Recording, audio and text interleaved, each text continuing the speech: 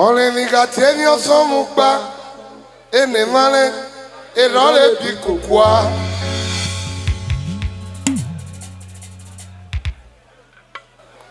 Only we got ten years on Mukba, and the money, and all the Picuania. O sareve moto, erave suwe kele Jesus. Pulite puvo, erave suwe kele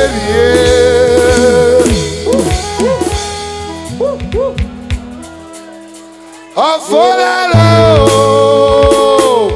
izase follow.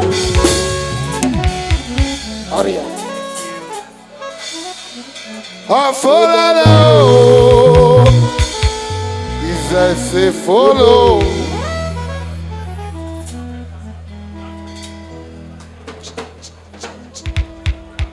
Thank you. It's all you. Oh yeah. Wanna wear, wanna be there. Eyomo ye osareme motore ukpetenelena. Eyolozena na ye osareme motore. Osareme Moto was a man who loved his children. In a way. The Romosale Dictionary. A living the second authority is not a guarantee. I serve Nigeria with all my power to receive the salary na wahala. Only we got 10 years of mukba, and the money, and all the Picua. Jesus. Only we got 10 years of mukba, and the money, and all the Picua. O sareve moto, erave suwa kelebie. Polite puvo, baba suwa kelebie. Oh, afolo, izase follow. Amilo. Aria. Afolalo, Iloja, follow, follow.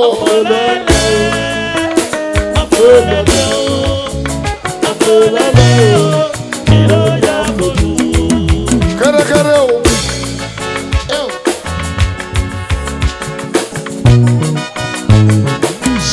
Destiny, oh, where were you?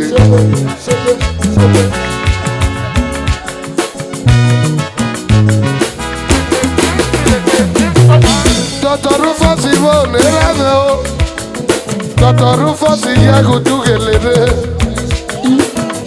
Rufus Ivo Nerame, Dr. Rufus Ivo Papa, Osa Sote, Muchacha Neboge no more, Zaki, Odogu, Rufus Ivo Zaki, Rufus Noriri, Stevie Alwario, the Enoche of war to a Vegane Baba, Usarave Nerave Galeria, the Yaroyo, Erave Boga Momentie, Usarave Yaba Galeria. I Chief Dr. Liberty of Ure of Odua, Repemeno Nime Mulolo, Rufus Ivo, the Okalo of Odua, Otoku, Okoto Mene, Akataka no Mome, Liberty Menori. Alwa di omege noka Zaki Stevie Kienoje Ofo Odua Osasote Muchacha Odogu Voge no mone Ugbo voge ne lave noche ọfụgbọ G-Wagon bịagudugebe die noche ọfụ ọdụa erana enogie ọfụrụ ebe oge ne baba Liberty Hotel Ekpoma High Chief Liberty Babagulu nebo miye Shebe. Shaman Uwakoma Shosho Uwakoma Liberty Erana Enokie Uwakoma Osaso tene noriri muchachaba Liberty Enokie Liberty Nemoloriri kwe Wekelerio Sareme Suwekelerie Oshori Abepe Suwekelerie Oshori Abepe Suwekelerie Oshori Abepe Gokelerie Oche Nivoka Okelerie Akpepe Megamu Epene Okelebuga U Evo follow Iyaro yo erave Liberty Neboge ne papa Shebe. Iyaro yo Osarene nerane gelerie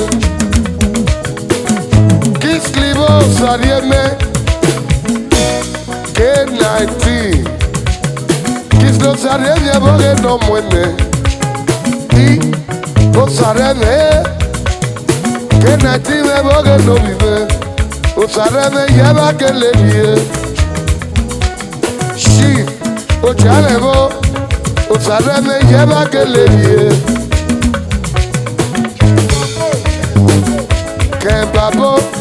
Kembabo Vebo Nomo Okoro vie Kembabo Vebo Genovive Okoro Vinoriri Kembabo Vebo Genebaba Chief Ologora Ojalebo Ofebo Yimi Ebo Sinoga Ebo Sinebo Genovive Osareverie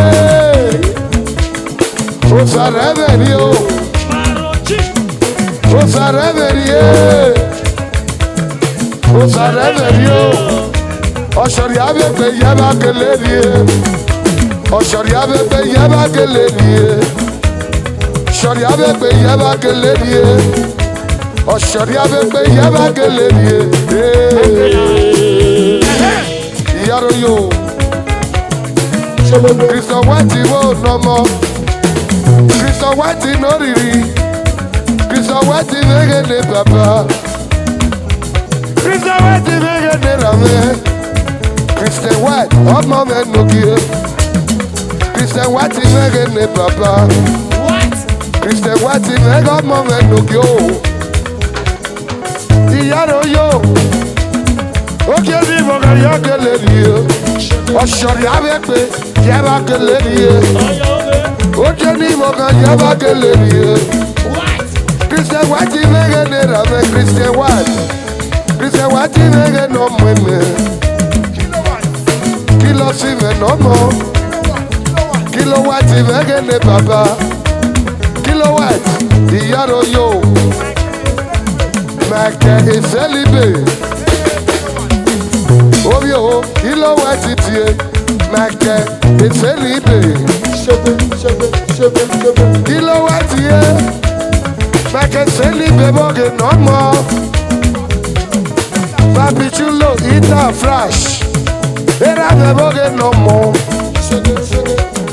Papi kilo ita fresh Era de boge ne papa Osita aluminium Sonny Mota Iyaro yo Ọmọ no ponchi piale Eda one Era de metie Osita aluminium Sonny Mota yagudugede Sonny Mota boge ne papa Sonny Mota de no rivio Kilowatt metie. Sonny Mota. Iraloje yaro yo. Ole vikatevyo somu kwene male role vikukwa. Ole vikatevyo somu kwene male role vikukwa. Osare moto suwekelerie. Polite bobo suwekelerie. Ofolale o, izese follow. Ofolale o, iloja follow. Follow. Ofolale. Follow. Ofolale. Kilowatt no riri. Kilowatt vegene rame. Papi chulo me no kie. Papi chulo mogo momenti papa. Atala protecto.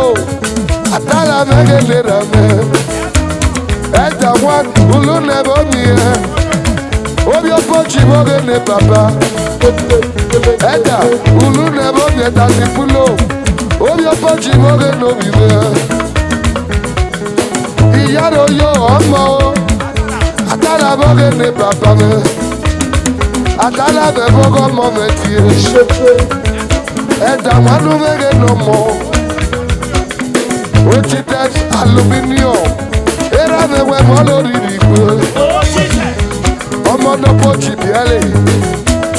Ochites aluminium no more. Samela.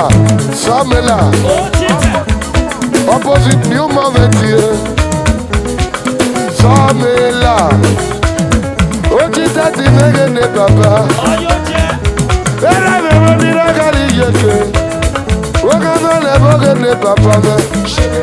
Mike is a libe. Kilowatt megene papa. Mike is a libe.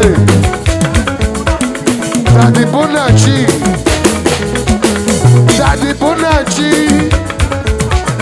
Daddy Chi my mother. Daddy Bonachi megene no more. Daddy Chi. Kilowatt no rio. Kilowatt yeah. MC capable godfather. Kilowatt megene no more. Kilowatt megene no bime. Iyaro yo gomo yo. Osare me sugelerie. Okushilo mogo momenti obibe.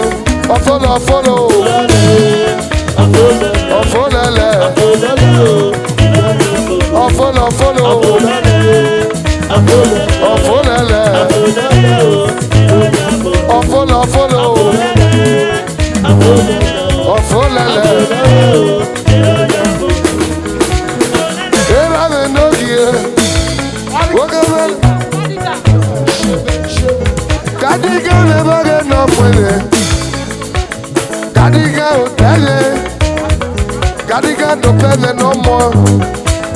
Kadiga no pele ni ragali yeke. Obi wento bave no mwele. Kadiga hotele gele papa. O mini Kadiga kyotuwe. O mini mege no more. Tani Prissy. Complicated. Wogene papa. Tani Prissy complicated. More pretend no more. More pretend illegally yeke. Tani Prissy wogene papa. More pretend no more. Tani Prissy wogene no biwe. Follow. Ofolele.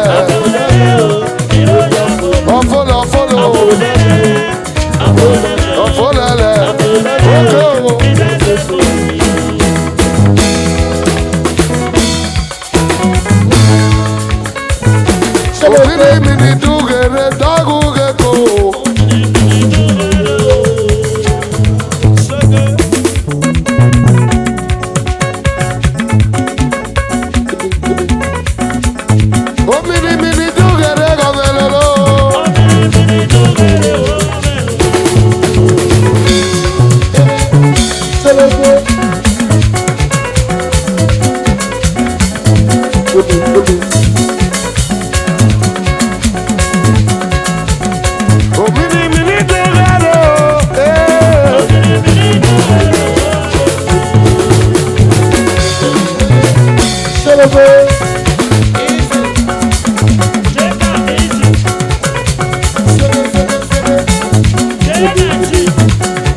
ṣẹlẹbẹ. ayẹlẹ pẹ̀dúgẹ̀rẹ̀ abẹ́lẹ̀ lọ́dọ̀gùgẹ̀ o.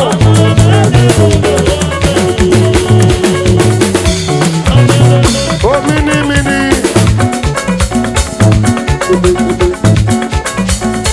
omi ní mi ní dúgẹ̀rẹ̀ ayẹlẹ pẹ̀ o.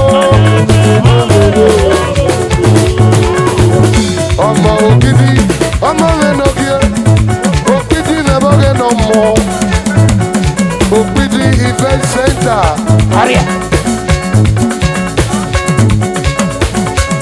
ayẹlẹ pẹ̀dúgẹ̀rẹ̀ o.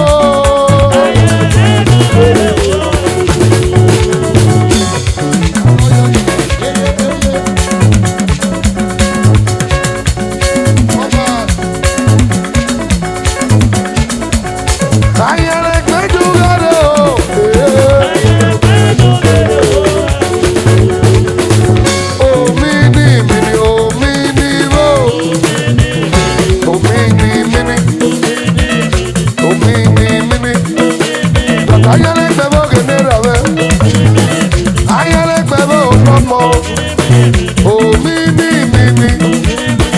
omi ní mi ní. túnde bọ̀gẹ̀ nọ́pẹ́. tọ́tọ́ túnde. tọ́tọ́ ayẹlẹ pẹ̀dúgẹ̀rẹ̀ o. omi ní mi ní. omi ní mi ní. omi ní mi ní. tọ́tọ́ túnde. ayẹlẹ pẹ̀bọ̀gẹ̀ nọ́mọ̀.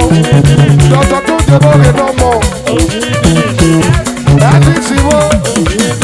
ẹbí sọ̀sàrí ẹ̀mẹ́. ẹbí sọ̀sàrí ẹ̀mẹ́. omi ní mi ní. yàrá yóò. ẹbí sọ̀sàrí ẹ̀mẹ́. omi ní mi ní. omi ní mi ní. tọ́tọ́ túnde dúgẹ̀rẹ̀. omi ní mi ní. tọ́tọ́ túnde dúgẹ̀rẹ̀ o. omi ní mi ní. omi ní mi ní. tọ́tọ́ túnde dúgẹ̀rẹ̀ o. omi ní mi ní. tọ́tọ́ túnde bọ̀gẹ̀ nọ́mọ̀. omi ní mi ní. omi ní bọ̀gẹ̀ nọ́mọ̀. tọ́tọ́ túnde. omi ní mi ní. omi ní mi ní bọ̀gẹ̀ nọ́mọ̀. tọ́tọ́ túnde. omi ní mi ní bọ̀gẹ̀ nọ́mọ̀. túnde bọ̀gẹ̀ nọ́mọ̀. yàrá ìwé yòdè. ayẹlẹ pẹ̀bọ̀. ayẹlẹ pẹ̀bọ̀gẹ̀ nọ́mọ̀. ayẹlẹ pẹ̀bọ̀gẹ̀ nọ́kìó. tọ́tọ́ ayẹlẹ pẹ̀jẹ̀. tọ́tọ́ ayẹlẹ pẹ̀jẹ̀. tọ́tọ́ ayẹlẹ pẹ̀jẹ̀. ògbìdì bọ̀gẹ̀ nọ́mọ̀ yẹn. ògbìdì rẹ̀ nọ́kìó. ọmọ èkìtì. ọmọ èkìtì. ọmọ bọ̀gẹ̀ nọ́mọ̀. omi ní mi.